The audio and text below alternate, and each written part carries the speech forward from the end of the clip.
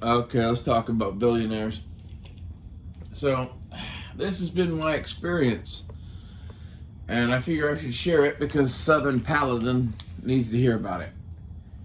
There's all sorts of billionaires in the world, but most of them don't use their money to make some giant corporation or whatever. So, hear me out. I used to sell guns, high end guns, for a FFL, and the people that I specialized in handling were whales. I went and talked to the people that had more money than God because I have the taste of someone that is like Louis the 16th when it comes to guns. I like the good shit. I like the fancy shit. And by selling it, I got to handle a bunch of it. And as a result, I met a lot of these people. I know more billionaires than almost anyone you've ever met. And this made dating my communist girlfriend Dakota a rather interesting trip, to be honest, because she had the opinion of a communist, which is that there is no way to ethically make $1 billion, so therefore all billionaires are evil. Well, let's put it this way: she is technically wrong, but she is spiritually correct. What do I mean by that?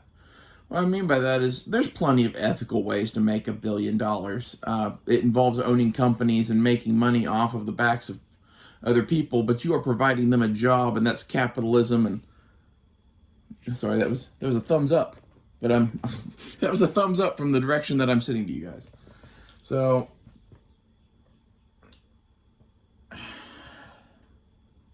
anyway, as far as no ethical way to make $1 billion being the justification for billionaires being evil, that's just bullshit. The remainder of it, though, is that in meeting all of these people, I've met every flavor of them, and they, at best, are a dickish yuppie,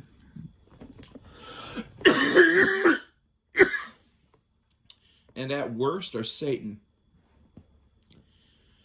Uh, you know, this is where she's like spiritually true or whatever. Like they are kind of fucking evil, and they're evil because they don't believe in God and are bored.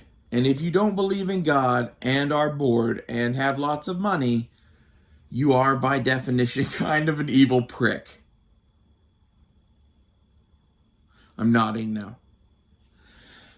So, as a result of all of that I just said, they end up getting into some shit that's like Satanism and child sacrifice and Molech and whatever else, weird sex cults. And if you can name a kitschy, kinky thing to be into that like someone could milk money out of them for, they're into it. Like, the thing that I really should do is start a doomsday cult and send out invites to all these people. I still have my old Rolodex. And, like, I look at that thing, and there's still numbers in there that would take my calls and might even be interested to talk to me. But, like, in reality, when you play with billionaires, at best, you're going to be a toy that they might eventually get bored with. You know? That says a lot about them, though. That, and I'm not even talking about them like fucking you. I'm just talking about like, hey, we're gonna do this thing, and you'll get to help and make money and do whatever it is that you want to do that gets your jollies off because you're a billionaire and you don't really care if we make money. But it would be nice if we made money. Like that's where a lot of these people are. When you're at the point where like I could just give you $1 billion and I wouldn't miss it, weird shit starts happening, man. Weird shit. Okay? Uh,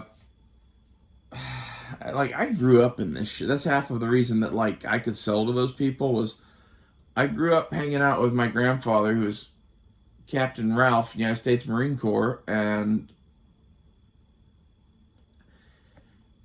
hanging out with him selling guns gave me that side of the coin. And then I went to private schools, and going to private schools all the time gave me the talks like your shit don't stink and can wear a suit. And that combination of, you know, two-bit hustler that was my grandfather with prep school, that's how I made a lot of fucking money.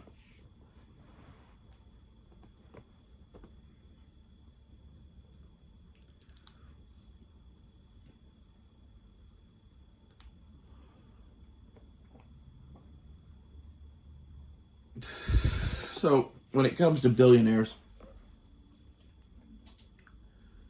I think they're best avoided, to be honest. That's why I am at a point in my life where, like, I could probably use some funding. And, like, if I could convince one of those guys to like chubby trans women that have big tits, like, I don't know, like, I definitely would do that. But that's its own can of worms, too. Like, when people are that rich and get married and whatever, it's not a normal, like, just happy, loving marriage, whatever. He's still bored. And, like, you only like your fun for so long, and then it becomes, well, why don't we go do naughty stuff together?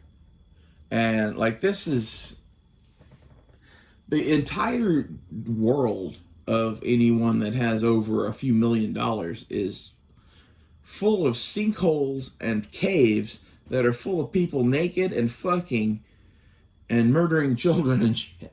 Like, it's all creepy shit. Like, I don't know for a fact that they really, like, rape and kill kids and shit like that. Like the Epstein shit. I don't know. Probably shouldn't talk about that. I'm gonna get another fucking strike. But it seems to me that at the very least, you should go watch Eyes Wide Shut and realize that those kind of parties, those definitely happen. And, like, I don't know that, like, that bitch would get murdered or whatever by the evil banking people, but, like, if they had enough of a reason to, they would. Because they could. This is the thing that you should get, is the rules for kings and shit ends up being different, because at a certain point, they are free to do whatever they want. And they still have all of their shit afterwards, so you can try to punish them if you want. But, like, as a nation state, there are some people that if you put them in prison for murder, they would take down your nation and then walk out of the jail free. Imagine if you put George Soros in a fucking clank in Alabama. You know how fucking fast Alabama would turn to shit? You know, go watch an old Western movie. You know, any John Wayne movie, John Wayne's always fighting the evil banker that's taking up everybody's land and yada, yada, yada, right? Same shit. He's fighting George Soros, and George Soros has hired him about 20 guns. And it's John Wayne versus George Soros to the end. You know? That's exactly the situation that we have here in America right now, in my opinion. And, like, I think George Soros isn't even the real problem. I think he is a front man money manager for big names. Like, I think it's funny that people, like, see America and England and France and whatever and still think that, like, we're a planet of countries and not a planet of, like, noble houses, which at this point I think we most definitely are. And it's all done through the banking system. And it looks like pretty much the entire Western world is all owned by one group. Nobody owns South America and Africa, really. Like, some people are claiming chunks of it and whatever. China owns their shit. Russia owns their shit. Everybody else is somewhat indebted to the fucking system. And, like, in reality, this is what you got to get about billionaires. Is anyone with $1 billion is tied in with them or they. They pretty much have to be. And a lot of the people I knew that had billions, they went around giving it away. They'd find people that they liked mentally, and that had a business that was, something good that needed to exist and needed money, and they would give them a bunch of money. It's called an angel investor. It's also called money laundering. They did this a lot. In fact, you might say that's why they were giving the money away. So I have a low opinion of billionaires. I pretty much think that them or they, the whoever it is that owns the banks, they they run the drug cartels too. So that's why they have angel investors giving money away. So that dude that has billions is doing it with fucking cocaine money that they have to wash to get back into the system somehow.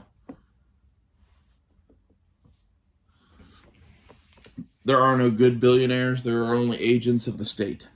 See you guys later.